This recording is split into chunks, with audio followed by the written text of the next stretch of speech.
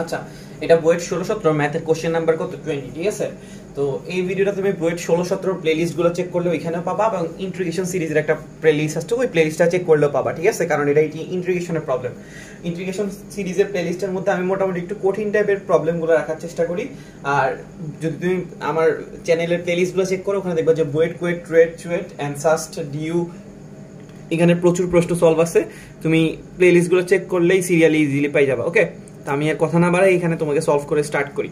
আচ্ছা, তোমাকে এখানে কি দেওয়া আছে? Integration of e to the power m tan inverse x divided by 1 plus x square whole square dx, ঠিক আছে। তোমাকে এটা কি করতে বলছে? ইন্টিগ্রেশন করতে বলছে। আচ্ছা, ভালো কথা। তো আমরা যারা ইন্টিগ্রেশন করে আসছি, একদম নতুন না, মোটামুটি লেভেলে ইন্টিগ্রেশন করে আসছি, তারা আমরা মোটামুটি জানি যে এখানে ইন্টিগ্রেশন যখন এরকম দুইটা রাশি থাকে, তখন একটা রাশিকে জেড ধরে অন্য রাশিটাতে কনভার্ট করতে চেষ্টা করা হয়, ঠিক আছে। যেমন আমাদের এখানে একটা রাশি আছে e to the power m tan inverse x, ঠিক আছে। আর আরেকটা রাশি আছে 1 প্লাস মানে 1 divided by 1 plus x square whole square. তো এখন আমার দেখা লাগবে যে কোন রাশিটাকে জেড ধরলে আরেকটা রাশি চলে আসে, মানে কোন রাশিটাকে জেড ধরার পরে ডিফারেন্সিয়েশন করলে, আমরা যাকে জেড ধরি তাকে সবসময় কি করে আসি? ডিফারেন্সিয়েশন, ঠিক আছে। ইন্টিগ্রেশনের মধ্যে আমাদের কিন্তু কি করা লাগে? ডিফারেন্সিয়েশন। যেই রাশিটাকে আমরা জেড ধরি তাকে কি করা লাগে? ডিফারেন্সিয়েশন করে অন্য রাশিটাতে কনভার্ট করা লাগে। তো আমাদের একটু খেয়াল করতে হবে, tan ইনভার্স x কে ডিফারেন্সিয়েশন করলে কি 1/1 প্লাস x স্কয়ার আসে, নাকি 1/1 প্লাস x স্কয়ার কে ডিফারেন্সিয়েশন করলে tan ইনভার্স x আসে? আমরা জানি যে tan ইনভার্স x কে ডিফারেন্সিয়েশন করলে কি আসে? 1 divided by 1 plus x square. তাই আমি tan ইনভার্স x টাকে কি ধরে নিছি? z, ঠিক আছে। আমরা কি করছি? tan ইনভার্স x টাকে কি ধরে নিছি? z। এখন আমরা কি করব? tan ইনভার্স x টাকে ডিফারেন্সিয়েশন করব। tan ইনভার্স x টাকে আমরা কি করব? ডিফারেন্সিয়েশন। যদি আমরা tan ইনভার্স x টাকে ডিফারেন্সিয়েশন করতে যাই x এর সাপেক্ষে, তাহলে কি আসবে? 1 divided by 1 plus x square. আর z কে যদি আমরা x এর সাপেক্ষে ডিফারেন্সিয়েশন করি, আমরা জানি যে কি আসবে? dz ডিভাইডেড বাই dx, ঠিক আছে। আচ্ছা, তাহলে এখন এখানে আমাদের কি দাঁড়াইতেছে? dx divided by 1 plus x square সমান সমান কি দাঁড়াইতেছে? dz। ওকে, আচ্ছা, আমরা যদি dx টাকে এই পাশ থেকে এই পাশে নিয়ে আসি, তাহলে এটা হয়ে যাচ্ছে dx divided by 1 plus x square সমান সমান dz। আচ্ছা, এখন আমরা রাশিটাকে একটু প্রথমে রিঅ্যারেঞ্জ করি, ঠিক আছে। এখানে আছে আমাদের e to the power m tan inverse x। এখানে দেখো 1 প্লাস x স্কয়ার কি আছে? Whole square. কিন্তু আমাদের এখানে কিন্তু 1 প্লাস x স্কয়ার শুধুমাত্র একটা আসছে, কিন্তু দরকার হয়েছে দুইটা। আমরা এটাকে আলাদা করে লিখলাম 1 plus x square 1 plus x square, ঠিক আছে। আর এখানে আছে কি? dx। তাহলে এবার দেখো তো আমি কি এই পার্টটাকে এটা লিখতে পারি নাকি পারি না? এই পুরো অংশটা দেখতে কিসের মতো? dz এর মতো, মানে dx আর নিচে আছে কি? 1 প্লাস x স্কয়ার। এই পুরো অংশটাকে আমরা রিপ্লেস করে দিতে পারি কি দ্বারা? dz দ্বারা। আর উপরে e to the power m tan inverse x যেটা ছিল, tan ইনভার্স x আমি কি ধরে নিছি? z। তাহলে এটা হয়ে যাবে কি? E to the power mz। ওকে, তাহলে দেখো আমাদের এই অংশটাও রিপ্লেস হয়ে গেল z দিয়ে, এই অংশটাও রিপ্লেস হয়ে গেল z দিয়ে। তাহলে অবশিষ্ট আছে কি? 1 প্লাস x স্কয়ার। যেহেতু এই সমীকরণটার মধ্যে এখন আর কোন রকমে কি নাই? x এর অস্তিত্ব নাই, তাহলে আমার এখানে কিন্তু 1 প্লাস x স্কয়ারটাকে এখানে লেখা যাবে না। আমার এখান থেকে কি করতে হবে? x পুরো রাশিটাকে মুছে দিতে হবে। তো আমরা এখানে দেখতেছি tan ইনভার্স x কে আমি কি ধরছি? z, ঠিক আছে। আমি যদি tan ইনভার্স x টাকে z ধরি, tan ইনভার্সটাকে এই পাশ থেকে যদি এই পাশে নিয়ে যাই, তাহলে এটা কি হয়ে যাবে? tan। তাহলে এখানে আসতেছে কত? tan z, আর এদিকে আসছে কত? x। তাহলে আমরা x এর একটা ভ্যালু পাইতেছি কত? tan z। আমরা এখন কি করব? এই 1 প্লাস x স্কয়ারের মধ্যে x এর মানটাকে tan z বসাই দিব। তাহলে এটা কি হয়ে যাবে? 1 প্লাস tan স্কয়ার z, ঠিক আছে। এখানে কি দাঁড়াইতেছে? 1 প্লাস tan স্কয়ার z, আর উপরে কি দাঁড়াইতেছে? ই টু দি পাওয়ার mz, আর এখানে কি দাঁড়াইতেছে? dz। আমি তোমাকে প্রথম থেকে বলে আসি কি করছি। দেওয়া ছিল e to the power m tan inverse x, নিচে ছিল 1 plus x square whole square dx।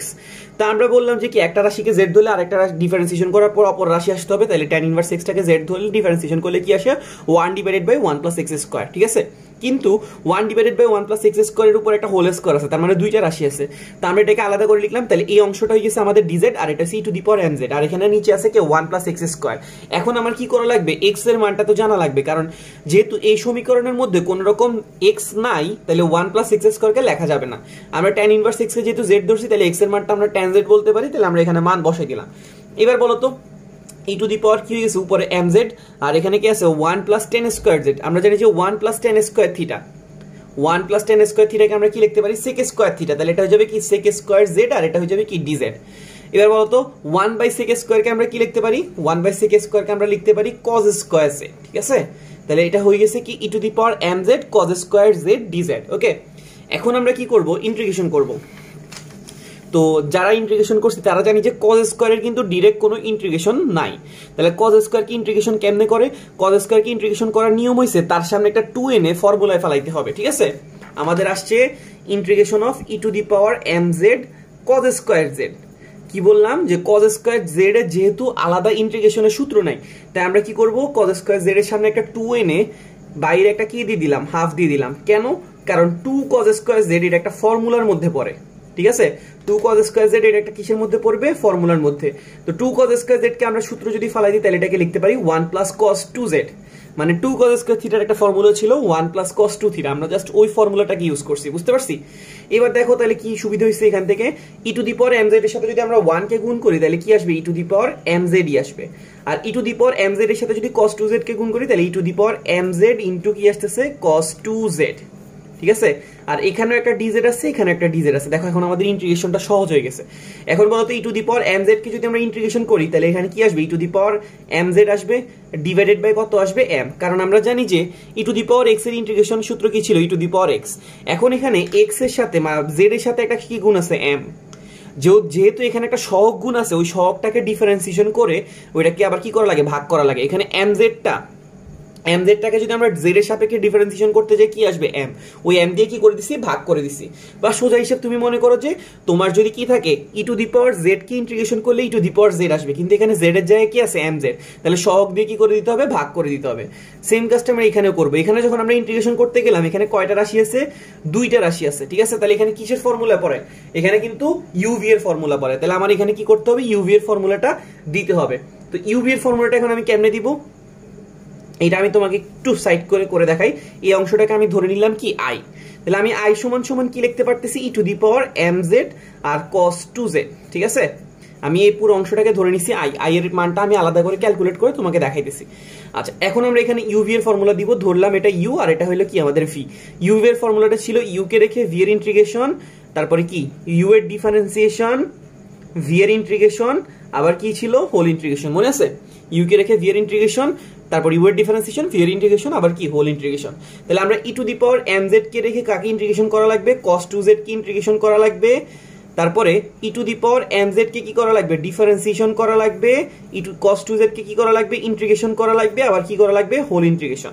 তাহলে এবার দেখো তো e to the power mz e to the power mz বসে যাবে। cos 2z কে যদি আমরা ইন্টিগ্রেশন করি, cos z এর ইন্টিগ্রেশন কিন্তু কি হবে? sin z।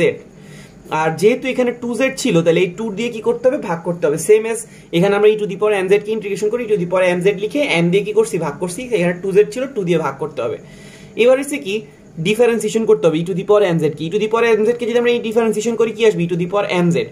দেখো ইন্টিগ্রেশনের সময় আমরা m দিয়ে ভাগ করছিলাম, কিন্তু ডিফারেন্সিয়েশনের সময় আমার কি করা লাগে? m দিয়ে গুণ করা লাগবে। ওকে, ডিফারেন্সিয়েশন হচ্ছে ইন্টিগ্রেশনের উল্টাটা। ডিফারেন্সিয়েশনের সময় গুণ করা লাগে আর ইন্টিগ্রেশনের সময় ভাগ করা লাগে। আর cos 2z কে যদি আমরা ইন্টিগ্রেশন করি, আমরা একটু আগে দেখছি কি আসবে? sin 2z, আর নিচে একটা কি আসবে? 2। এখানে একটা কি আছে? Whole integration. আচ্ছা, এখন এখান থেকে আমরা কি পাইতেছি? e to the power mz divided by 2 sin 2z। Okay, আর এখানে একটা m আছে, নিচে একটা 2 আছে। তাহলে এখানে কি দাঁড়াইতেছে? m divided by 2 e to the power mz sin 2z। Okay, আর dz। এখন আমাদের এখানে আবার কিন্তু কি হয়ে গেছে? ইন্টিগ্রেশনের সূত্র আসছে, আবার uv এর সূত্র। আরেকবার যখন তুমি uv দিবা তোমার কিন্তু কাজ হয়ে যাবে ইনশাআল্লাহ, ঠিক আছে? তাহলে এখন আমরা কি করা লাগবে? আরেকবার uv এর ফর্মুলাটা দেওয়া লাগবে। তাহলে এখানে কি দাঁড়াইতেছে? আমাদের আসছে e to the power mz divided by 2, ঠিক আছে? sin 2z মাইনাস কি আসছে? m by 2 integration e to the power mz sin 2z। Okay, এখন এটাকে আবার কি করা লাগবে? ইন্টিগ্রেশন করা লাগবে। তাহলে e to the power mz by 2 sin 2z minus m by 2। এখানে আবার u এর ফর্মুলা। তাহলে কিন্তু এখানে একটু খেয়াল করতে হবে, তুমি আগে কাকে u ধরছিলা? দেখো তো, আগে কিন্তু তুমি e টু দি পাওয়ার ওয়ালা রাশিটাকে u ধরছিলা, cos কে কি ধরছিলা? v।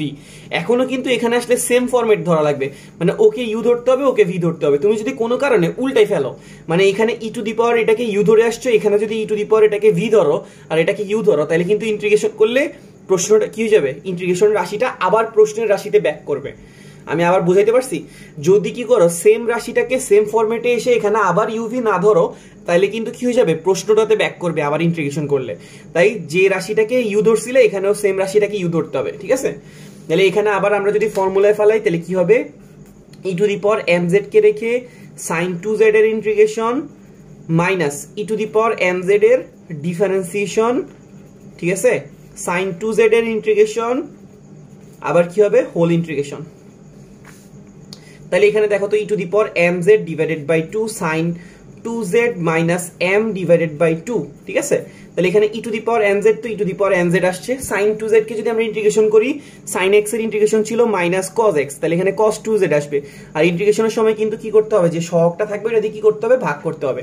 আচ্ছা, আর minus d d z e to the power M z, e to the power M z কে যদি আমরা ডিফারেন্সিয়েশন করতে যাই তাহলে কি আসবে, e to the power M z, আবার বলছিলাম যে সহগ দিয়ে কি করতে হবে, ডিফারেন্সিয়েশন করে গুণ করতে হবে, ঠিক আছে। আর sin 2z কে ইন্টিগ্রেশন করলে minus cos 2z divided by কত আসতেছে 2, এখানে আবার একটা হোল ইন্টিগ্রেশন আছে।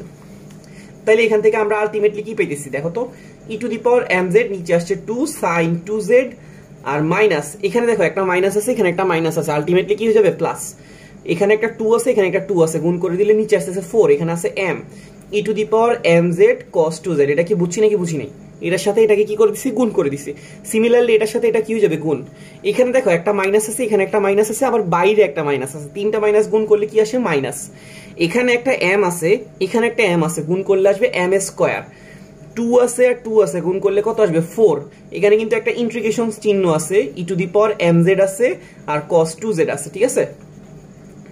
আচ্ছা, এবার দেখো আমরা যাকে ইন্টিগ্রেশন করতে আসছিলাম e to the power M Z cos 2z, তাকে আমরা কি ধরে নিছিলাম i। এখানেও কিন্তু e to the power M Z cos 2z এসে বসে আছে, তাহলে আমাদের এখানে আছে কে i, এখানেও এসে বসে আছে কে i, তাহলে আমরা i এর পার্টটাকে এই পাশে নিয়ে আসবো। তাহলে i সমান সমান আমরা কি লিখতে পারি, e to the power M z divided by 2 sin 2z plus m by 4 e to the power M Z cos 2z, আচ্ছা, minus m square divided by 4। এখানে দেখো integration of e to the power M Z cos 2z, এটাকে আমরা কি ধরে নিয়েছিলাম i, তাহলে এই অংশটাকে আমি পুরোপুরি রিপ্লেস করে দিতে পারি কি দিয়ে, i দিয়ে। তাহলে এই i এর অংশটাকে তুমি কি করবা, এই পাশ থেকে এই পাশে নিয়ে আসবে, তাহলে এটা কি হয়ে যাবে i plus M square divided by 4i, বুঝতে পারছি।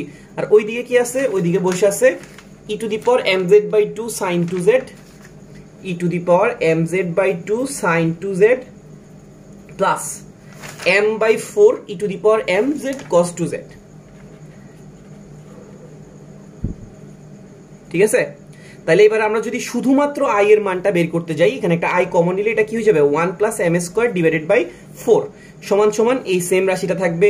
আমরা এখান থেকে যদি লসাগু করতে যাই তাহলে উপরে আসবে কত 4 প্লাস m স্কয়ার, আর এই পাশে এই রাশিটা থাকবে। তাহলে যদি আমরা এখন শুধুমাত্র i এর মানটা বের করতে যাই তাহলে এই রাশিটাকে কি করতে হবে, এই পাশ থেকে ওই পাশে নিয়ে যেতে হবে। যদি আমরা এই পাশ থেকে ওই পাশে নিয়ে যেতে চাই তাহলে এটা 4 divided by 4 plus m square হয়ে যাবে।